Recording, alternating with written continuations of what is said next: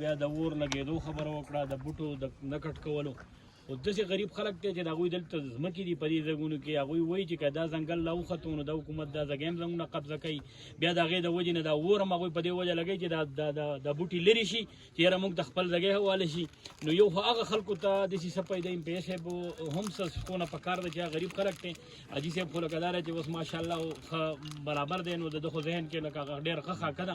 خو کم غریب خلک چې دی نو هغوی ته د دې نه هغوی وایي چې موږ ته د دې نه څه پیدا ده، لکه زموږ ځمکه ده، زموږ ځای دی، موږ ته د کور ته لرګی نه شو وړی، سوانې لتې نه شو وړی، نور څه لتې نه شو وړی. نو دې حوالې سره لږ دې تاسو جلیل ورور دا خبره وکړه چې یاره که تاسو د دې ځنګل حفاظت کوئ نو دلته غریب خلک دی دغه دی وروره داسې چلې چې دا زمونږ د دې ځای جایداد چې دی نو دا د خلکو دی. خلک څوک دي؟ زمونږ د موسیقۍ خلک دی. د دې لپاره موږ یو کمیټي جوړه کړې ده. د ټولو نه اول به د هغو تحفظات موږ لرې کوو.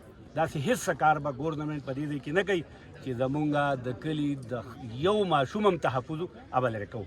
ابه څوک لرې کوي؟ دا زمونږ د ویلج چیرمین دی سابقه، زه یم، زمونږ نور مشران دي. مونږ به د هغو تحفظ لرې کوو او د سیل لپاره او د ماحول د ټیکولو دپاره به مونږ دا اپریشیټ کوو. هر هغه ایم پی ای، هر هغه ایم این ای، هر هغه سنیټر چې هغه زمونږ سره په دې کې مدد کوي.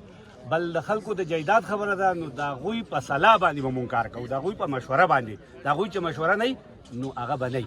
لکه مثال په طور کې د بار نه څوک نشي راتلی چې د ځانه دلته زمونږ نه ځای ونیسي. بل ګورنمنټ چونکې زمونږ دی نو مونږ د ګورنمنټ یو.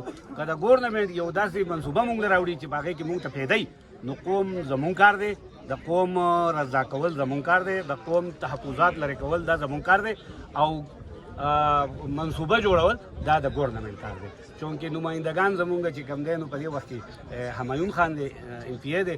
نو ما خو تاسو ته مخکې د دو صفت وکړو، د دغه وکړو چې یاره بغیر څه پارټۍ نه، بغیر څه دغه نه داسې انسانان دی خدای پاک په دې ملک کې ډېر پیدا کړي چې بغیر دغه نه دا کارونه کوي. نو زمونږ انشاءالله